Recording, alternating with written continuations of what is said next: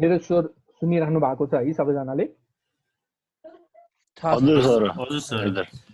अब यस्तो गर्नु, तपाईहरु सबैजनाले आफ्नो माइक चाहिँ अफ गर्नुहोस् हैन, म्युट गर्नुहोस्, त्यसपछि अनि हामी सुरु गरौँला। यो खास हामीले पहिले नै धेरैचोटि गरिसकेको सेसन हो हैन। अहिले अब जुन चाहिँ रिसेन्ट डेटाहरु हामीले आइरहेछ, यो Q1 को रिसेन्ट डेटाहरुलाई लिएर चाहिँ हामीले कसरी चाहिँ ओभरअलमा फन्डामेन्टल एनालिसिस गरेर राम्रो कम्पनी भएभरका कम्पनीहरु मध्येबाट सबभन्दा राम्रो कम्पनी कुन हो र सबभन्दा नराम्रो कम्पनीहरु कुन हो भन्ने हिसाबले हामीले फन्डामेन्टल एनालिसिसको कम्पेरिटिभली चेक मात्रै गर्ने हो। तर म चाहिँ अहिलेको लागि सबैजना सरहरुलाई एउटा के रेकमेन्डेसन चेक मात्रै गर्ने हो।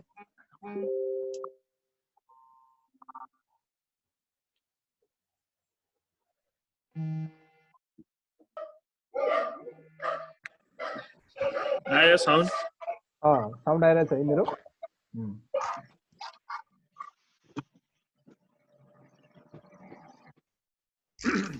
ए मलाई यहाँ भएपछि के रे उले ल्याइदिएको थियो कि पक्ष है। सबैजनालाई म्युटल नै गरेर हजुरले बोल्नु भयो हुन्थ्यो कि?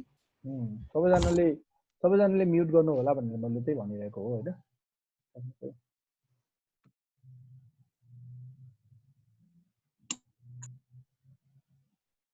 सबैजना म्युट नै छ जस्तो लाग्यो मलाई है।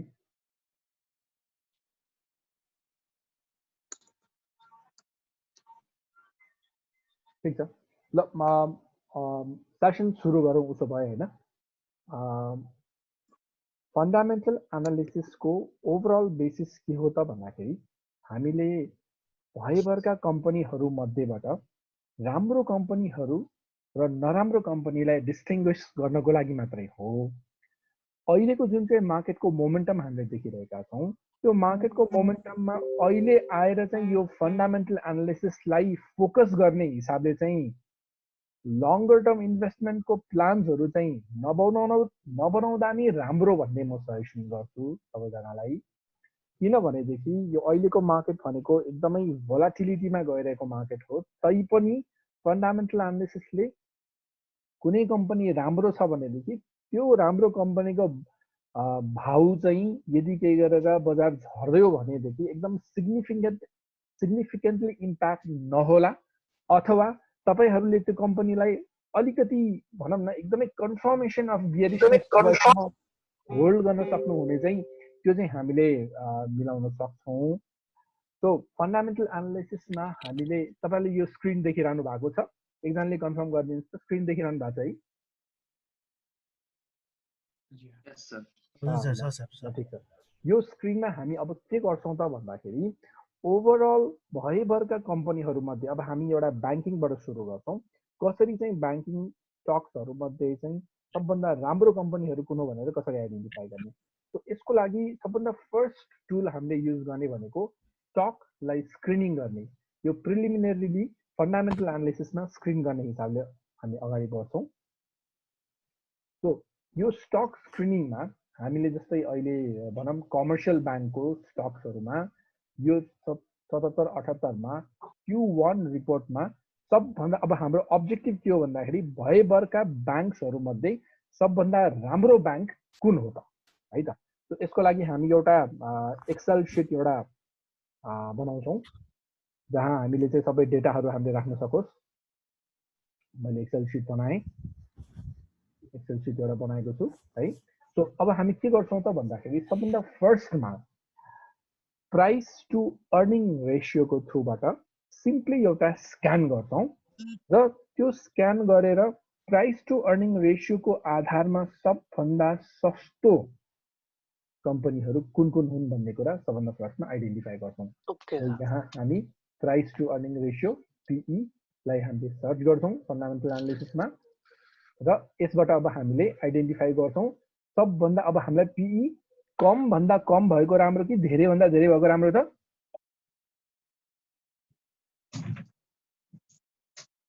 कम भएको राम्रो। कम भन्दा कम भएको राम्रो हो।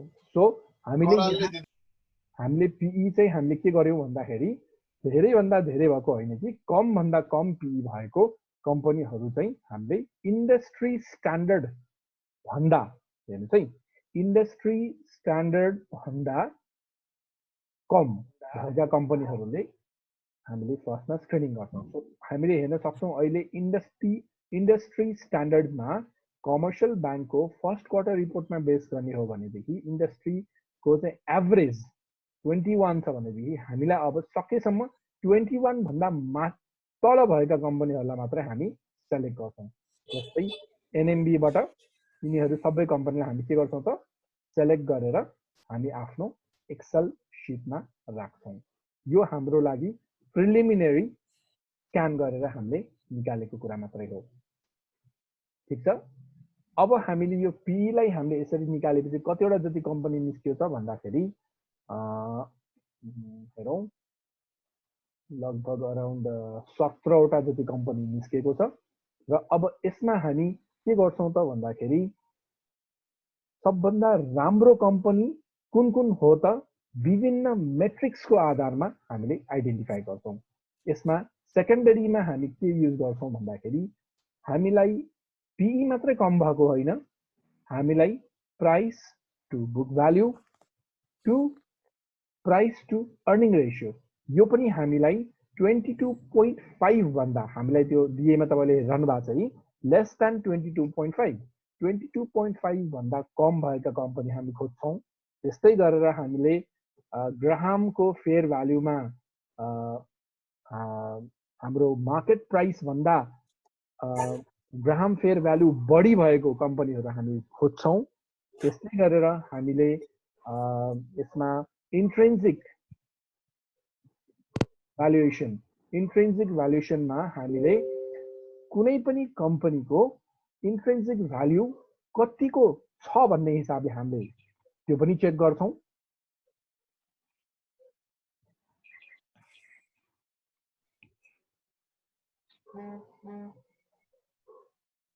र त्यस्तै गरेर हामी अर्कोको के पनि हेर्छौँ भन्दाखेरि इन्ट्रेन्सिक भ्यालुएसन भयो, price to book value to price to earning ratio भयो, अनि price to earning to growth ratio यो पनि एकदम इम्पोर्टेन्ट मेट्रिक्सको रूपमा हामीले युज गर्छौँ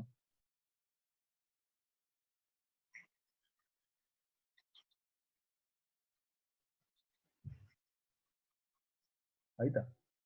सो अब हामी यसमा हेरौँ price to book value to price to यो सबैमा हामीले फर्स्टमा पीबाट स्क्रिन गरेका कम्पनीहरू यी सबैमा कतिको खरो उत्रछ र सबभन्दा धेरै मार्क्स ल्याउन सक्ने कम्पनी चाहिँ जुन हुन्छ त्यसलाई नै हामीले फन्डामेन्टली एकदम स्ट्रङ कम्पनी भनेर डिफाइन गर्छौँ है त। सो अब सबभन्दा प्राइस टु अर्निङ रेसियो यो चाहिँ हामीलाई 22.5 भन्दा तल भएका कम्पनीहरू चाहिन्छ। हेर्नुहोस् है यहाँ 121 चाहिँ एभरेज ब्याङ्क हामी यसलाई सेलेक्ट गर्दैनौँ, हिमालयन ब्याङ्कलाई सेलेक्ट गर्दैनौँ, हामी 22.5 भन्दा तल भनेको यहाँ हेर्न सक्छौँ। हामीसँग धेरै अप्सन छँदै छैन, एउटा एनबिबी छ जसको 13.22 छ राइट। यसलाई अब हामी के गर्न सक्छौँ नि एउटा भनौँ न एउटा स्टार जस्तै एउटा दिन सक्छौँ कि यिनीहरूलाई हामीले मार्क्स दिए जस्तो गरेर टिक मार्क्स दिए जस्तै गरेर एउटा स्टार जस्तो हामीले दिन सक्छौँ। भनौँ एउटा यस्तो खालको स्टार दियौँ। त्यस्तै गरेर अर्को हामीले सिटिजन ब्याङ्क हेर्न सक्छौँ जसको price to book value to price to earning ratio 16.26 छ। यसलाई पनि हामीले एउटा स्टार दियौँ।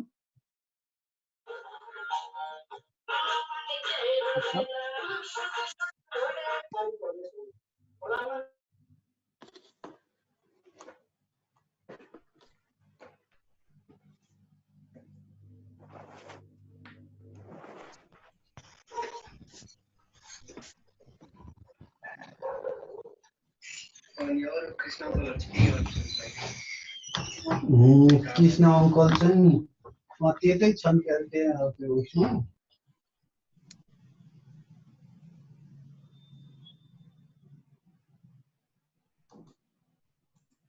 यो जसले म्युट गर्नु भएको छैन प्लिज म्युट गरिदिनु होला।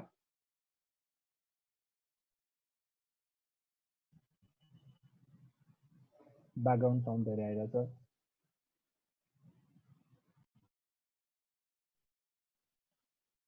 सो हामी कहाँ पुग्यौँ त भन्दाखेरि price to book value to price to earning रेसियोमा हामीसँग धेरै अप्सन छैन। हामीलाई यो प्राइस टु बुक भ्याल्यु, यो प्राइस टु अर्निङ रेसियोको यो फर्मुला हामीले कोसँग इन्स्पायर गरेर गरेका छौँ भन्दाखेरि हामी सिधै वारेन बफेटकै जोलीसँग उहाँले price to value earning ratio पनि सकेसम्म कमभन्दा कम हुने बेलामा यस्ता कुन चाहिँ कम्पनी छन् भनेर हामीले आइडेन्टिफाई गर्ने बेलामा भ्याल्यु इन्भेस्टमेन्टमा खासै धेरै कम्पनी परेको देख्दैनौँ। त्यसपछि प्रभु ब्याङ्क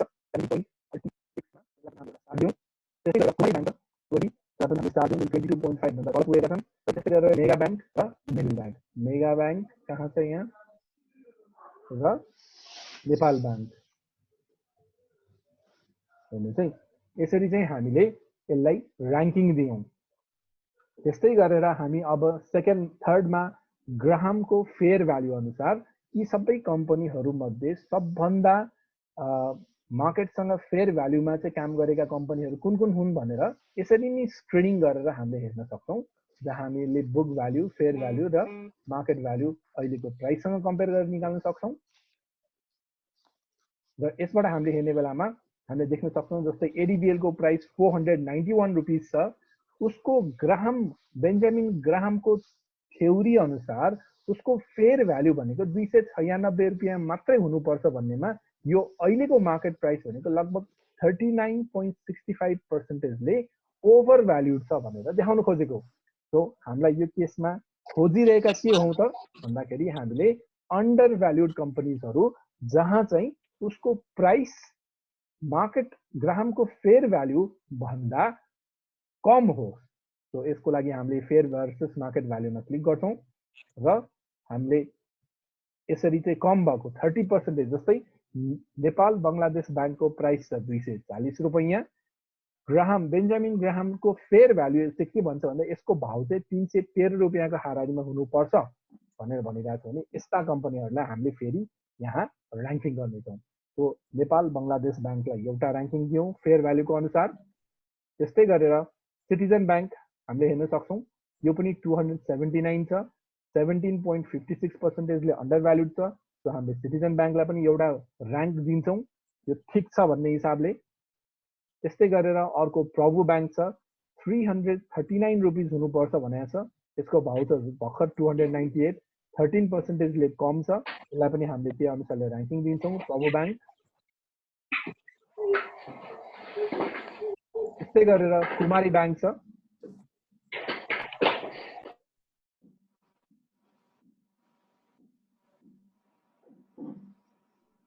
कुमारी ब्याङ्कको पनि हामीले हेर्न सक्छौँ 239 प्राइस छ, तर उसलाई ग्रामको फेयर भ्याल्यु अनुसार 247.98 चाहिँ फेयर भ्याल्यु हो है भन्ने हिसाबले उसले त्यहाँ देखाइरहेको छ। सो यसलाई पनि हामीले राखौँ कुमारी ब्याङ्क। ठिक छ। त्यस्तै गरेर अर्को मेगा ब्याङ्क, तर मेगा ब्याङ्कको कस्तो छ भन्दाखेरि उसको प्राइस 240 रुपैयाँ छ, फेयर भ्याल्यु 241 रुपैयाँ छ भनेको मतलब यो नेक टु नेक मार्केट प्राइस र ग्राम फेयर भ्याल्यु नेक टु नेक पुगिसकेको छ, यसलाई हामीले कन्सिडर गर्दैनौँ। नेपाल ब्याङ्क पनि त्यस्तै खालको छ, 344 भनेको छ, यहाँ उसको 346 रुपैयाँ ग्राम फेयर भ्याल्यु छ, मार्केट प्राइस नै 344 छ भनेपछि यसलाई हामीले कन्सिडर गर्दैनौँ। त्योभन्दा तलका कुनैलाई पनि हामीले कन्सिडर नगर्ने भयौँ। सो ग्राम फेयर भ्याल्युमा जम्मा 4वटा कम्पनी आउट अफ अल 27 कम्पनीजमा जम्मा 4वटा कम्पनीले मार्क्स पाएको छ भनेदेखि price to book value to price to earning रेसियोमा 6वटा कम्पनीले मार्क्स पाएको छ। अहिलेसम्मको कुराहरू तपाईँले बुझिरहनु भएको छ? हजुर सर, हजुर एकदम। हजुर क्लियर छ सर। ल अब हामी यसपछि कहाँ जान्छौँ त भन्दाखेरि हामी इन्ट्रेन्सिक भ्यालुएसनमा जान्छौँ। हामी इन्ट्रेन्सिक भ्यालुएसनमा अहिलेको मार्केट रेट, अहिले हामीले टोटल कति पर्सेन्टेजको रिटर्न हामीले फिक्स डिपोजिट र सेभिङ्स अकाउन्टमा पाएको छ त्यसको एउटा सम एग्रिगेट गरेर त्यति पर्सेन्टेजको रिटर्न दिन सक्ने केपेबल छन् कि छैनन् त यी ब्याङ्कहरू भन्नेतर्फ हामी लाग्छौँ। सो जस्तै एउटा सानो इक्जाम्पल, अहिले हामीले हेर्न सक्छौँ कि तपाईँको फिक्स डिपोजिटको इन्ट्रेस्ट रेट लगभग अराउन्ड 8.5% हाराहारी छ भनेदेखि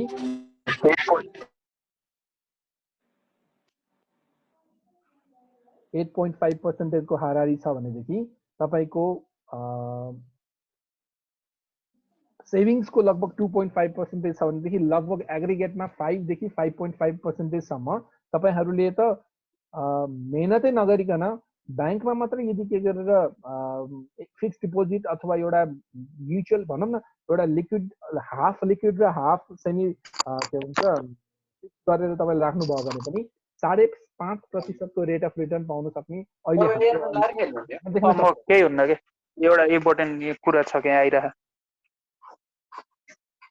सर हजुरले नै एकचोटि म्युट गर्नुपर्ने हो सर एकदम यो त गाह्रो हो यो मैले जोइन गर्दाखेरि अटोम्युट हुने भन्ने हिसाबले भन्न खोजेको थिएँ मैले यहाँ साथीहरू जोइन त हुनुभयो तर म्युट गराउन छोड्नु भएको छ प्लिज सबैजनाले म्युट गरिदिनुहोस् न है आफ्नो आफ्नो बोल्ने बेलामा तपाईँहरूले आफै अनम्युट गरेर चाहिँ बोल्नु होला तर जोइन गर्न साथै म्युट गरिदिनुहोस् न ताकि सबैजनाले राम्रोसँग सुन्न सकोस्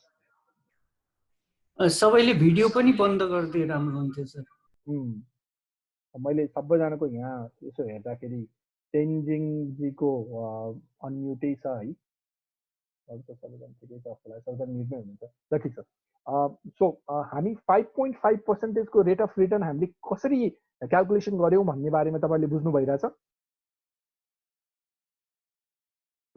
एकचोटि भनिदिनु न सर यो कस्तो भनेदेखि हामीलाई जसरी भए पनि हामीलाई शेयर बजारबाट एटलिस्ट हाम्रो ओभरअल फन्डामेन्टल एनालिस्टको अलिकति भ्याल्युड इन्भेस्टर्सको जहिले पनि एउटा कन्सेप्ट के हुन्छ भन्दाखेरि शेयर बजारबाट एटलिस्ट एकदम मिनिमम अफ द मिनिमम भनेको तपाईँको फिक्स डिपोजिट र सेभिङ्सको यसको एग्रिगेटको एउटा एभरेज भन्दा एटलिस्ट त्यति त आउनुपर्छ है शेयर बजारमा लगानी गरेपछि भन्ने सबैजनाको त्यो एउटा चाहिँ एकदम bottom line rate of return हो कि तपाईँले अभियसली अब 5.5% को लागि त शेयर बजारमा इन्भेस्टमेन्ट गर्नु हुँदैन तर भ्याल्यु इन्भेस्टर्सहरूले इन्भेस्ट गर्ने बेलामा ब्याङ्कले दिने रिटर्न त एटलिस्ट आउनु पर्यो नि भन्ने खालको त्यो जुन चाहिँ सोचाइ छ त्यही सोचाइ चाहिँ हाम्रो लागि अहिलेको लागि एक्सपेक्टेड रेट अफ रिटर्न हुन्छ कि सो अब हामीले यसमा चेक गर्ने के त भन्दाखेरि यो इन्ट्रेन्सिक भ्यालुएसन जुन चाहिँ इन्ट्रेन्सिक भ्यालुएसन यहाँ देखिरहनु भएको छ है इन्ट्रेन्सिक भ्यालुएसनको थ्रुबाट यी भएभरका कम्पनीहरूले फर्स्ट क्वार्टरको रिपोर्टको अनुसारमा हेर्दाखेरि उनीहरूले के हाम्रो 5.5% को रिटर्नको आशा गर्दाखेरि के यी कम्पनीहरू अन्डर भ्याल्युड हुन्छन् कि ओभर भ्याल्युड हुन्छन् भन्ने कन्सेप्ट हामीले लिन खोज्दैछौँ सो यसमा हामीसँग भएका यी सबै कम्पनीहरूमध्ये अन्डर भ्याल्युड छन् कि ओभर भ्याल्युड छन् जस्तै अहिले नेपाल बङ्गलादेश ब्याङ्क है त नेपाल बङ्गलादेश ब्याङ्कलाई हामीले नेपाल बङ्गलादेश ब्याङ्क म सेयर किन्छु मलाई वर्षको 5.5% को मात्र रिटर्न डिभिडेन्ड अथवा जे हो पनि एउटा रिटर्न आउने हिसाबले हुन्छ कि हुँदैन त भनेर हामीले चेक गर्ने बेलामा यसरी उसको क्यालकुलेसन निस्किन्छ र यो क्यालकुलेसन निस्किने बेलामा के कुरा आएको छ त भन्दाखेरि at your current expected rate of return of 5.5% Nepal Bangladesh bank is undervalued by 0.09 भनेर आयो हेर्नुहोस् है भनेको मतलब यो अन्डर भ्याल्युड छैन उसको करेन्ट भ्यालुएसन उसको 240 यसको प्राइस एकदमै जेन्युन लजिकल प्राइस 240 हो भनेर भनेको छ भने यसको मार्केट प्राइस पनि 240 रुपियाँ छ भनेको मतलब यो प्राइस के छ त इन्ट्रिन्सिक भ्यालुएसनमा अन्डर भ्याल्युड छैन यसरी बुझ्नु पर्यो है त्यस्तै गरेर अब हामी प्रभु ब्याङ्कमा हेर्छौँ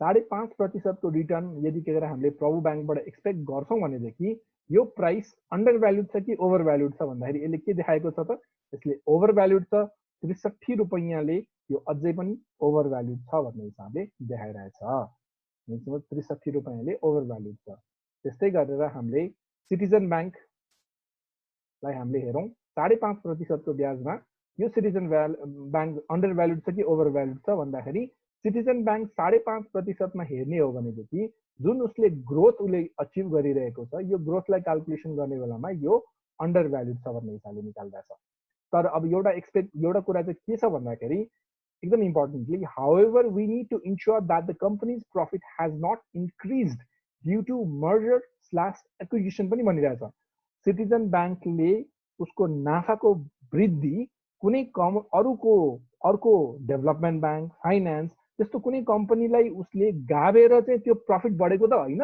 भन्ने कुराको हामीले इन्स्योर गर्नुपर्छ भनेर पनि भनेको छ र मेरो विचारमा सिटिजन ब्याङ्कको यो एकैचोटि इन्ट्रेस्ट रेटहरू सबै बढेको इन्ट्रेस्ट इन्कमहरू बढेको चाहिँ कारण चाहिँ उसको चाहिँ रिसेन्ट मर्जर्सहरू पनि हुन सक्छ। त्यो मर्जर पनि गरेको छ सिटिजन ब्याङ्कले, त्यो कारणले गर्दा यसको एउटा एकदमै हाइली अन्डर भ्याल्युड भन्ने हिसाबले आएको छ। ठिक छ, त्यो पनि हामीले आफ्नो क्यालकुलेसन हामीले राखौँ। त्यस्तै गरेर प्राइम कमर्सियल ब्याङ्कको 5.5% रिटर्न, जुन हामीले सबभन्दा यति पनि नदिँदा के सेयर बजारमा लगानी गर्ने भन्ने खालको त्यो लङ टर्म इन्भेस्टर्स, यो फेरि फन्डामेन्टल एनालिसिस भनेको सर्ट टर्म इन्भेस्टरले युज गर्ने होइन, लङ टर्म इन्भेस्टरले युज गर्ने। अब त्यो पनि हामीले प्राइम कमर्सियल ब्याङ्क पनि एकदम ठुलो प्रफिट देखाएको छ।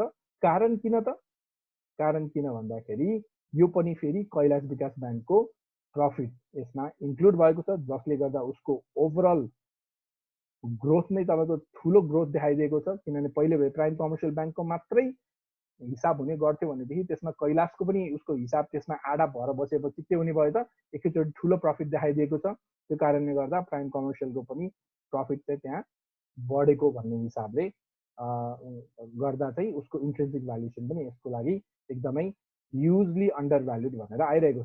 यसलाई पनि हामीले कन्सिडर गर्नुपर्छ कि होइन यसरी त हुँदैन है भन्ने हिसाबले कन्सिडरेसनमा ल्याउँछ। अब फेरि कुमारी ब्याङ्क छ, यो पनि देव विकास ब्याङ्कसँग मर्ज गरेको छ यसले, यसको प्रफिट पनि त्यही अनुसारले एकदम हाई हुनुपर्छ जहाँसम्म मलाई लाग्छ।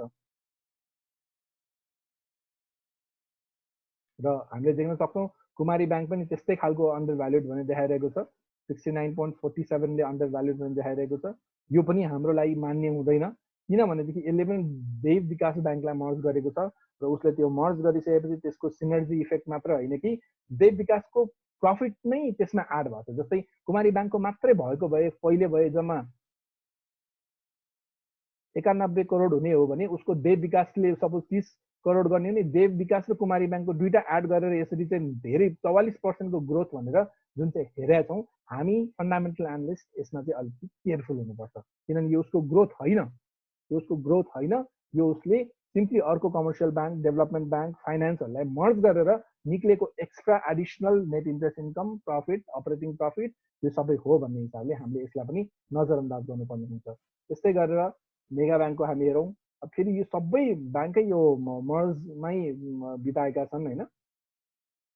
मेगा ब्याङ्कले पनि गण्डकीलाई समातेको छ, यो पनि त्यही हिसाबको ताल आइरहेको छ।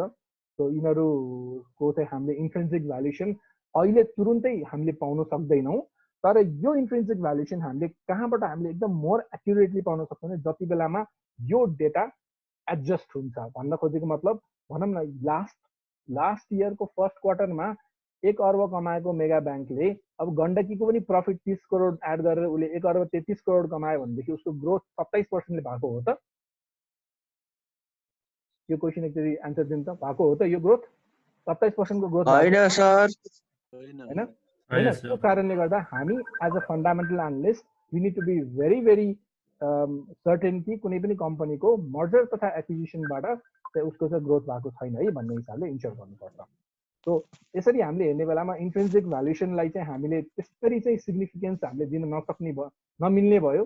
ग्लोबल आइएमईको पनि त्यही ताल छ, ग्लोबल आइएमईले पनि जनता ब्याङ्क लिएको हो, सो उसको पनि एउटा एकदम म्यासिभ ग्रोथ हामीले देख्न सक्छौँ त्यहाँ गएर है।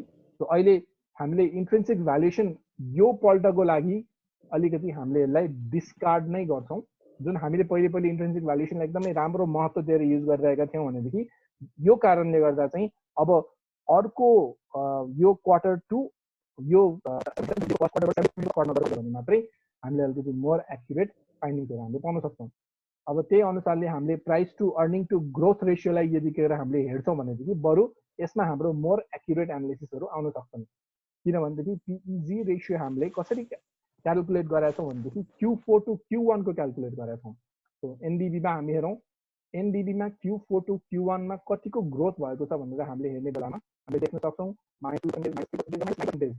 यो भनेको मतलब उसले अपरेटिङ प्रफिट र नेट प्रफिटमा मात्र ग्रोथ गरेको छ भनेको मतलब कुनै सम्पत्ति बेचेर अथवा कुनै एउटा प्रोभिजनिङलाई राइट ब्याक गरेर मात्र यसले नाफा कमाएको भन्ने कुरा हामीले यसबाट क्लियरली बुझ्न सक्छौँ। यसको पिइजी माइनसमा आइरहेको छ एनडिबीको।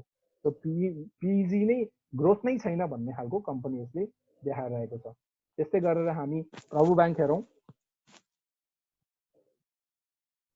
प्रभु ब्याङ्क कुनै मर्ज एक्विजिसनमा गएको छैन, उसको तर net interest income, operating income र प्रफिट बिफोर प्रोभिजन यो सबै हाम्रो पोजिटिभ एस्पेक्टमा हामीले देखाएको छौँ। यसको पिइजी 0.12 राखिरहेको छ, जुन चाहिँ हाम्रो लागि यो चाहिँ एक्सिलेन्ट फाइन्डिङ हो भन्ने हिसाबले हामीले कन्सिडर गर्न सक्छौँ। त्यस्तै गरेर सिटिजन ब्याङ्क, यसमा पनि हामीले के हेर्न सक्छौँ त भन्दाखेरि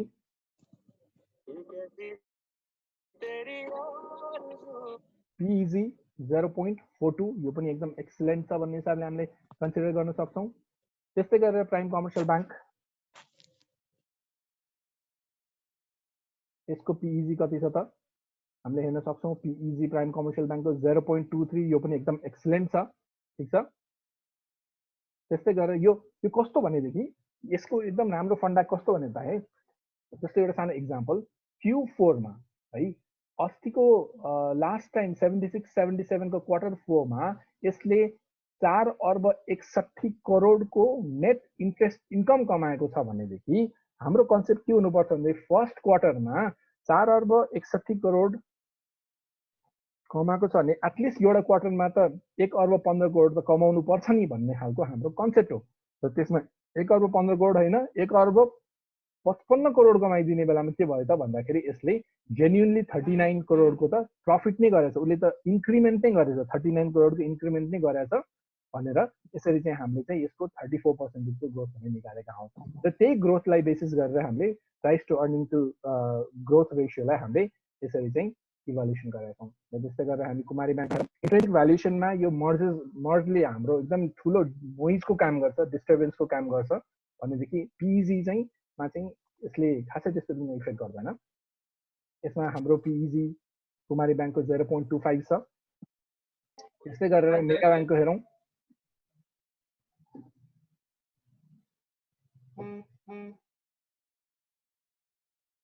मेगा ब्याङ्कको पनि पिइजी 0.56 छ।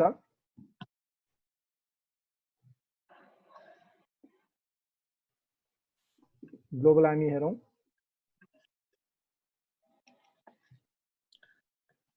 ग्लोबल आर्मीको पनि पिइजी 0.49 छ।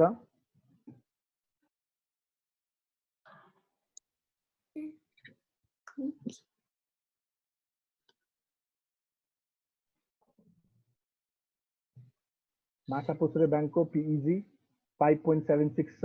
अब यो कस्तो हुन्छ भनेदेखि हामीसँग धेरैभन्दा धेरै टिक भएका भनेको मतलब अब नेपाल ब्याङ्कको एउटा हेरौँ, किनभने त्योभन्दा अरूको त टिक नै छैन, कहीँ कतै पनि टिक छैन। नेपाल ब्याङ्कको एकचोटि हेरौँ, नेपाल ब्याङ्कको के छ। नेपाल ब्याङ्कको पिइजी पोजिटिभ छ कि नेगेटिभ छ? नेगेटिभ रहेछ हेर्नुहोस् है। सो अब हामीले हेर्ने बेलामा हामीसँग अप्सन नै छैन कि अहिलेको बजारमा अन्डर भ्यालुड स्टक भन्ने हामीलाई कुन छ त भनेर हामीले यदि केही इभ्यालुएसन गर्छौँ भनेदेखि कुन छ त भनेर हामीले इभ्यालुएसन गर्छौँ भनेदेखि जस्तै भनौँ न सबभन्दा धेरै स्टार भएको अथवा धेरै क्राइटेरियाजहरू फुलफिल गरेको, जस्तै नेपाल एनबिबी को कतिवटा छ त भन्दाखेरि यो पिबिबिपीमा राम्रो छ, ग्राम फेयर भ्यालुमा राम्रो छ, उसलाई हामीले 2 रेटिङ दिन सक्छौँ। त्यस्तै गरेर यसमा प्रभुमा यो राम्रो छ, यो राम्रो छ, यो राम्रो छ भनेदेखि यसलाई हामीले 3 को रेटिङ दिन सक्छौँ। सिटिजन ब्याङ्क यो राम्रो छ, यो राम्रो छ, यो तिनटै राम्रो छ। हामीलाई पिइजी भनेको लेस देन 1 थाहा छ है, यो त थाहा होला, हामीले पहिले पनि धेरै डिस्कस गरेका छौँ। पिइजी सुड बी लेस देन 1 भन्ने हिसाबले प्राइम कमर्सियल ब्याङ्कमा यो पिबिबिपी 22.5 तल पनि छैन, ग्राममा पनि सस्तो छैन र एउटा मात्र छ, यसलाई प्राइम कमर्सियल ब्याङ्कले 1 को पोइन्ट पायो। कुमारी ब्याङ्क 2, 3, कुमारी ब्याङ्कले 3 को रेट पायो। र त्यस्तै गरेर मेगा ब्याङ्क 1, 2 को पोइन्ट पायो। र त्यस्तै गरेर अरू त खासै त्यस्तै पनि छैन भनेपछि अब हामीले हेर्ने के हो त भन्दाखेरि अहिलेको कन्टेक्स्टमा फन्डामेन्टली एनालाइज गर्ने बेलामा हामीले फरवर्ड अर्निङ्सलाई भनेको मतलब फरवर्ड अर्निङ भनेको पिइजी हो हैन, ग्रोथलाई कन्सिडर गरेर हामीले यदि कुनै कम्पनी राम्रो छ भनेर हामीले कुन कम्पनी राम्रो छ त भनेर हामीले छुटाउँछौँ भनेदेखि अहिलेको केसमा सबभन्दा राम्रो कम्पनी भनेको एउटा प्रभु ब्याङ्क भनेर हामीले छुटाउन सक्छौँ। त्यस्तै गरेर अर्को राम्रो भनेको सिटिजन ब्याङ्क भनेर छुटाउन सक्छौँ।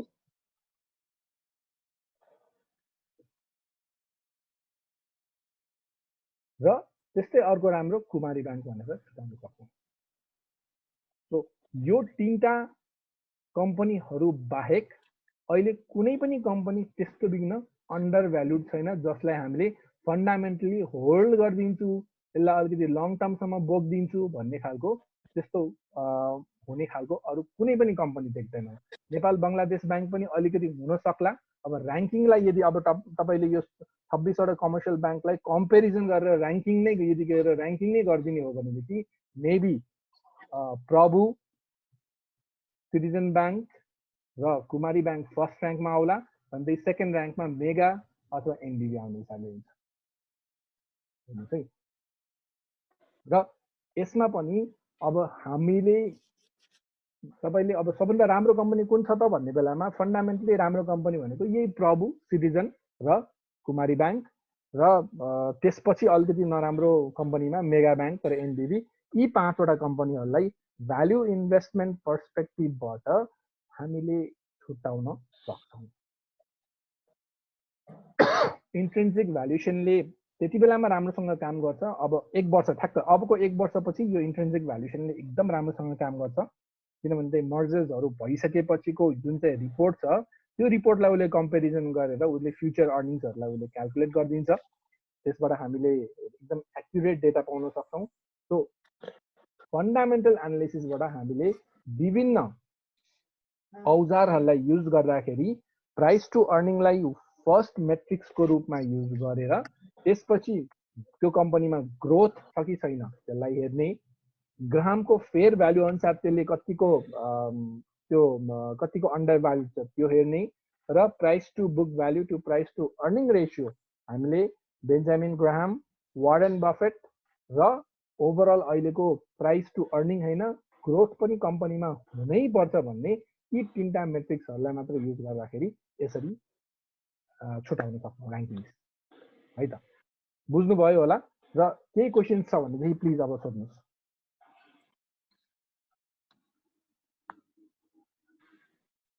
क्वेसन्स? यो माइक्रो फाइनेन्सको केसमा गरेको भए चाहिँ इन्ट्रिन्सिक भ्यालु अहिले बढी वर्थ हुन्थ्यो है ब्याङ्कको भन्दा। इन्ट्रिन्सिक भ्यालुएसन माइक्रो फाइनेन्सको केसमा चाहिँ झन् कस्तो हुन्छ भने माइक्रो फाइनेन्सहरू तपाईँको इन्सुरेन्स कम्पनीहरू यिनीहरूको कस्तो हुन्छ भन्दाखेरि इन्ट्रिन्सिक भ्यालुएसन भन्ने नै एकदमै हाइली ओभर भ्याल्युड हुन्छ कि एकदमै हाइली ओभर भ्याल्युड हुन्छ। है हाम्रो माइक्रो फाइनेन्समा यहाँ कस्तो टेन्डेन्सी छ भन्दाखेरि सप्लाईमा खेल्ने टेन्डेन्सी छ। डिमान्ड एन्ड सप्लाईलाई यदि हामीले हेरेर एकदमै महँगो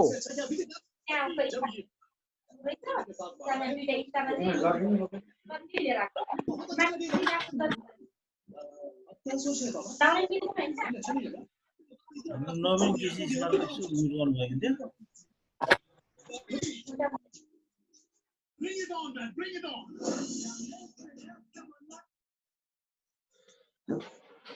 सर जस्तै हामीले यो जुन अहिले हजुरले यो सिकाउनु भएको यो के ग्राम बेयरहरू भन्ने कुरा चाहिँ माइक्रो फाइनेन्समा हेऱ्यो भने त्यसमा त एकदमै धेरै चाहिँ त्यो यो ग्राम बेयरसँग त खासै फरक हुँदैन नि सर। त्यसमा के गर्ने हामीले माइक्रो फाइनेन्स यो इन्डेक्स लाउन सक्छौँ सर? हामीले एकदम राम्रो क्वेसन सोध्नु भएको छ। मैले त्यसैले भन्दैछु कि हामीले फन्डामेन्टल एस्पेक्टबाट लङ टर्म होल्ड गर्ने एकदमै 25सम्म म होल्ड गरिदिन्छु भनेर माइक्रो फाइनेन्स जस्तो कम्पनीजहरू हामीले किन्ने डेफिनेटली होइन। माइक्रो फाइनेन्समा कस्तो हुन्छ भन्दाखेरि जस्तो एउटा सानो इक्जाम्पल 20 रुपैयाँ कमाएको कम्पनीको भाउ तपाईँले यसमा हेर्न सक्नुहुन्छ। हाम्रो माइक्रो फाइनेन्समा 20 रुपैयाँ कमाएको कम्पनीको भाउ कहाँ उसले माथि पुऱ्याएर 900-950 रुपियाँ पुऱ्याएर राखिदिएको हुन्छ। त्यो भएको कारणले गर्दा त्यो त अलरेडी पीईको हिसाबले पनि एकदमै ओभर भ्याल्युड भइसकेको भयो कि। जस्तो एउटा सानो इक्जाम्पल पीईकै हिसाबले गरौँ ल, हेर्नुहोस् त माइक्रो फाइनेन्समा छिमेकको पी त 69.59 छ। यो भनेको मतलब के हो भन्दाखेरि तपाईँले 1 रुपैयाँ कमाउनको लागि कति लगानी गर्नुपर्छ त भन्दाखेरि 69.59 लगानी गर्नुपर्छ भनेको यसको रिटर्न त 1%, 1.4% मात्र रिटर्न आउँदैछ। 1.43% को मात्र रिटर्न आउँदैछ भनेको त्यो त एकदमै कम रिटर्न हो नि। त्यो कारणले गर्दा यस्तो कम रिटर्न भएको कम्पनीहरूमा तपाईँहरू टेक्निकली मैले अस्तिदेखि पनि तपाईँलाई भने अब यो मार्केट एकदमै फन्डामेन्टली जस्टिफिकेसनबाट बाहिर गइसकेको छ। त्यो कारणले गर्दा एकदमै राम्रोसँग टेक्निकल एनालिसिस युज गर्नुहोस्। ओभर भ्याल्युड हुँदै जान्छ तर केही फरक पर्दैन। Buying signal selling signal purely based on behavioural finance, मान्छेको बिहेभियर अनुसार चाहिँ त्यो यदि भाउ बढ्न लागिरहेको छ भनेदेखि त्यही अनुसारले तपाईँ पनि गो विथ द फ्लो भन्ने हिसाबले सिकाइरहेको हो। फन्डामेन्टली त कहाँ जस्टिफाइड छ ल हेर्नुहोस् त। फन्डामेन्टली हेर्नुहोस् यो आशा लघु त माइनसमा छ, माइनसमा एनयुबिएल माइनसमा छ। अब त्यसपछि डिप्रक्स छ जुन चाहिँ 13.71 भनेको तपाईँलाई लाग्ला कि यो त एकदमै यो त डिप्रक्स त बरु एकदम राम्रो छ भन्ने लाग्ला। तर कन्सेप्ट कस्तो छ भनेदेखि यो डिप्रक्समा राइट ब्याकले गर्दा आएको त्यत्रो पैसा। तपाईँले अलिकति डिटेलली मात्रै हेर्नुभयो भने त्यो तपाईँको राइट ब्याकले आएको पैसा हो। भन्न खोजेको मतलब 78.81 को जुन चाहिँ अर्निङ भएको छ यसमा तपाईँले डिटेलली यदि के गरेर हेर्नुहुन्छ भनेदेखि यो त युज राइट ब्याकबाट आएको पैसा हो। हेर्नुहोस् त कति अर्ब रुपियाँको राइट ब्याक छ। 1 अर्ब 42 करोडको राइट ब्याक डिप्रक्समा आएको छ यहाँ। यो राइट ब्याक आएको कारणले गर्दा चाहिँ यसरी चाहिँ उसको प्रफिटेबिलिटी उसको बढेर आएको छ हैन। त्यो कारणले गर्दा हामीले यस्तो कम्पनीहरूमा अलिकति याद गर्नुपर्छ, ध्यान दिनुपर्छ। र म त फन्डामेन्टली अब यो माइक्रो फाइनेन्सहरूलाई त म सपोर्ट गरिरहेको छ जस्तो मलाई लाग्दैन। किनभनेदेखि तपाईँले हेर्नु इन्डस्ट्री स्ट्यान्डर्ड नि 108 भनेको के हो?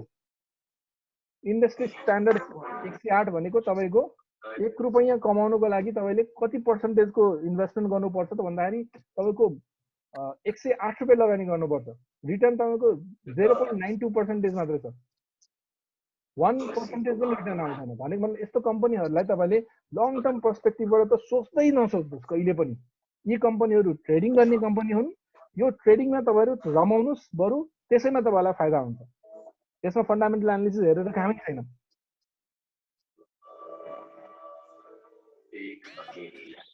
ठिक छ, अरू केही क्वेसन्सहरू? त्यसमा तपाईँको जस्तै यो हाम्रो चाहिँ नेफ्सेकै अथवा चाहिँ ब्याङ्किङको त पी रेसियोहरू निकाल्नु हुँदैछ नि त, त्यो चाहिँ कहाँबाट पत्ता लगाउने? त्यो कति खोज्दा पनि भेट्ने सर मैले? यो हाम्रो यसै नै छ नि, स्टक स्क्रिनिङ टुलमा तपाईँले देख्न सक्नुहुन्छ नि। यो डेटा एनालिटिक्समा कम्पनी वाइज भन्दा पनि तपाईँको यो सेक्टर वाइज के छ? जस्तै ब्याङ्किङकै पी कति हो भनेर हेर्नुको लागि त्यही भने मैले कमर्सियल ब्याङ्कको पी गरेर यसरी सर्च गर्ने। कमर्सियल ब्याङ्कको पी सर्च गर्ने बेलामा सबैजनाको इन्डिभिजुअल देखाउँछ 30, 35, 10, 41 भनेर देखाउँछ। यसको एभरेज कति छ त भन्दा 21.22 छ भनेर देखाउँछ कि। त्यस्तै गरेर डेभलपमेन्ट ब्याङ्कमा तपाईँले हेर्नुपर्छ भने पनि यसरी डेभलपमेन्ट ब्याङ्कको पी एउटा हेर्ने र त्यसको तपाईँको इन्डस्ट्री एभरेज कति छ त भन्दा 21 छ भन्ने यसरी देखाउँछ कि। अब होल तपाईँको भरको